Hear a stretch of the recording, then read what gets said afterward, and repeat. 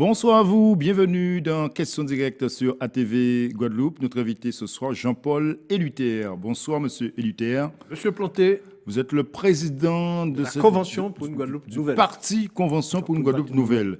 Que vous inspire justement l'arrivée à la tête de la République d'Emmanuel Macron et ce nouveau gouvernement, vous qui réfléchissez en permanence sur la politique en France?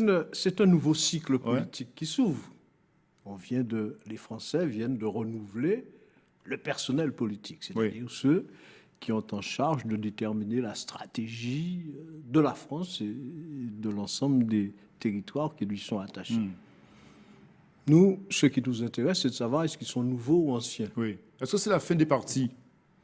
Non. Cette élection Emmanuel Macron? Non, absolument pas. Il y a un autre parti. Monsieur Macron en a créé un autre. Oui. Bon, alors donc, il va savoir. Bon, mais il ne s'est pas appuyé sur un parti concrètement pour être élu? Non, il ne s'est pas appuyé sur un parti. Il a eu beaucoup de chance, à mon avis, si on essaie d'analyser. Vous appelez ça de la chance? Oui, ça arrive en politique. J'ai pour habitude... Concours de circonstances, vous dites? Oui, mais j'ai pour habitude de dire la politique, c'est comme de la mayonnaise. Bon, ça prend ou ça prend pas. Bon, chez lui, ça a pris, donc c'est pas mal.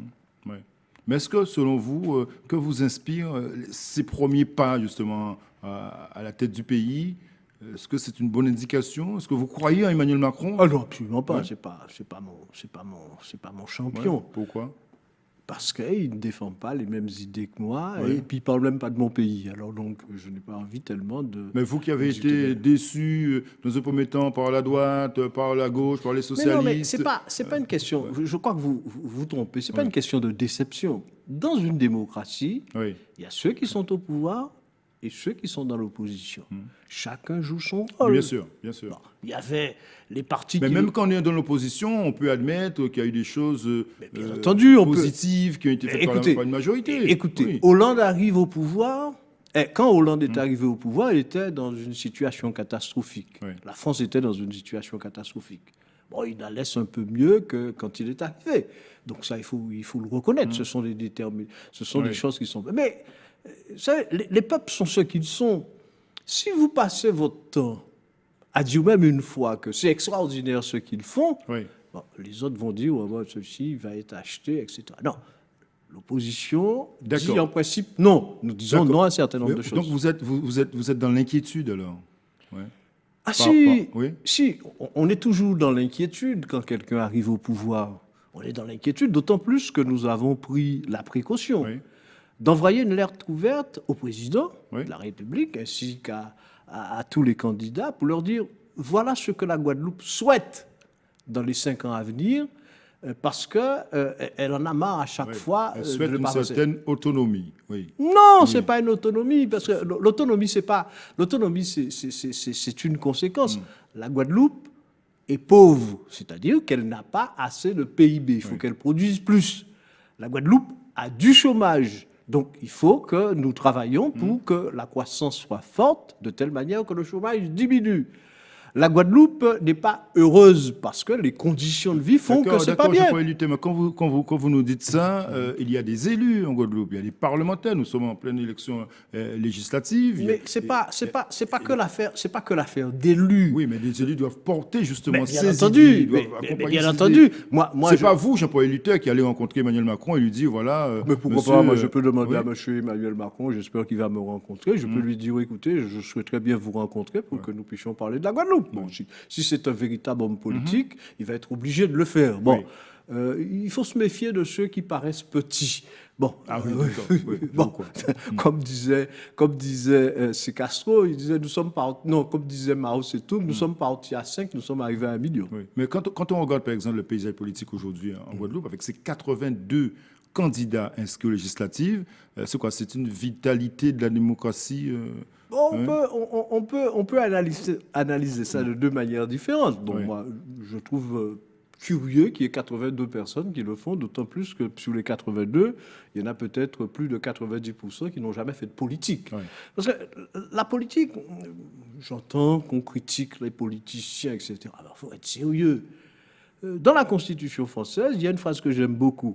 Les partis politiques concourent à l'expression du suffrage.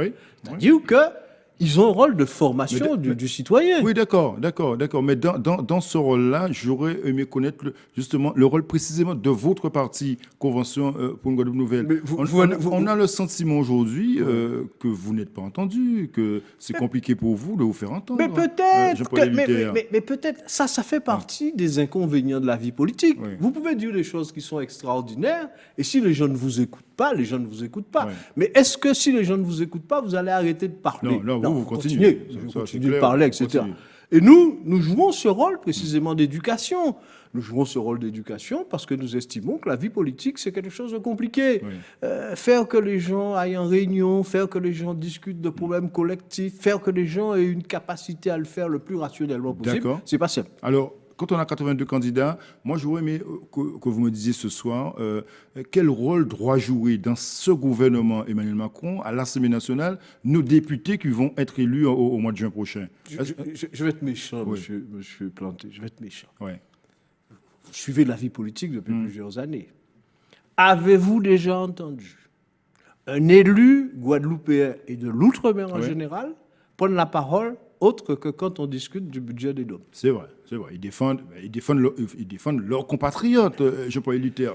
C'est lourable quand même. Vous n'allez pas leur reprocher ça. Mais non, je ne leur reproche pas ça. Vous voulez donc des députés avec une autre dimension, une dimension plus, à mon avis, internationale, parler de l'Europe, parler de... Non, mais il faudrait des députés qui comprennent qu'ils ne sont pas là que pour défendre leur territoire, mais ils sont là aussi pour faire la loi française, la loi de l'ensemble.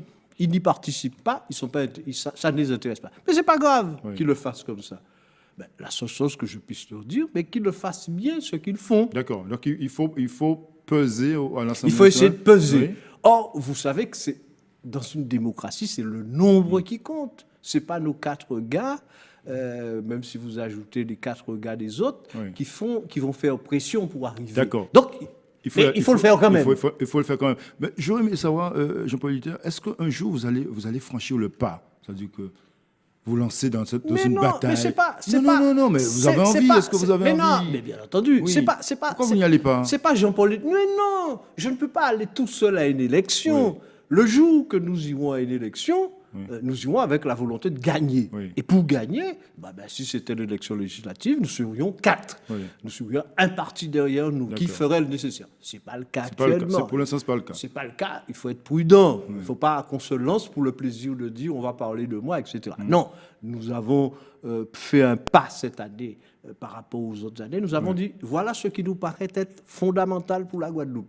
Et nous allons nous battre dans ce nouveau cycle politique. Nous allons nous battre sur les 4 ou 5 orientations que nous avons arrêtées. Parfait. Donc, rendez-vous est pris pour défendre ces orientations. Mais si vous m'invitez, vous verrez. Vous m'invitez jamais.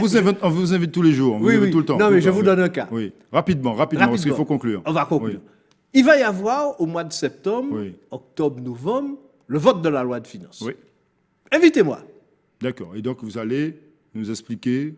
Et nous allons, avec les députés, éventuellement, s'ils le font, nous allons discuter de chiffres. D'accord. Nous allons discuter de tous ces éléments et nous avançons. Vous êtes déjà dans la peau d'un député sans être aux élections. C'est un peu ça, Jean-Paul Luther. Mais c'est ça, c'est ça l'intérêt de la politique. Merci d'être venu ce soir, Jean-Paul Luther, pour parler politique comme d'habitude. Merci encore. Bonne soirée sur ATV. À demain.